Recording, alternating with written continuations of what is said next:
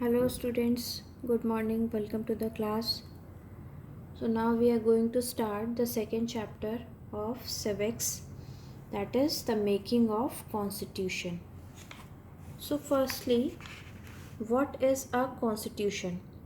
A constitution is a body of principles according to which a state or organization is governed. The constitution is the written law of the land.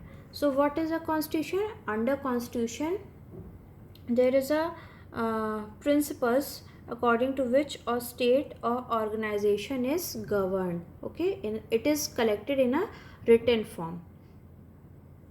So the constitution gives us a vital information about the composition of the government. So constitution gives us the information about the formation of government, or how a government is formed, and the duties which a government should have to perform. So we noted in a previous chapter that in a democracy the rulers are not free to do what they are like. These are the certain basic rules that the citizens and the government have follow. All such rule together are called constitution. So there are some basic rules according to which a citizen or the government of a country should run. So these are called a constitution. As the supreme law of the country, the constitution determines rights of citizen, the power of government, and how the government should function. So these are the function, these are the features of constitution, these are the things which a constitution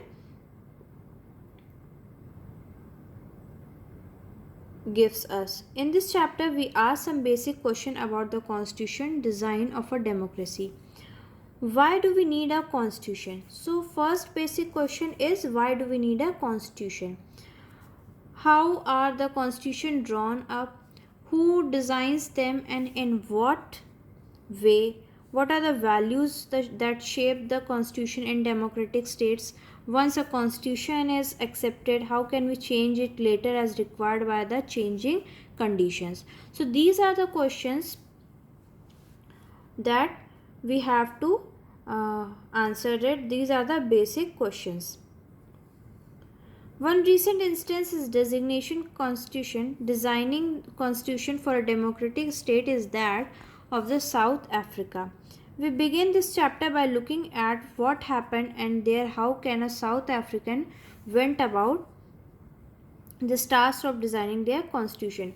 So we will begin this chapter. You will read in this chapter how a South Africa should design their constitution according the need of the government and the citizen, which is helpful for both, for the government also and the citizens also. So first is why India became a democracy. So we will start this topic in our next class.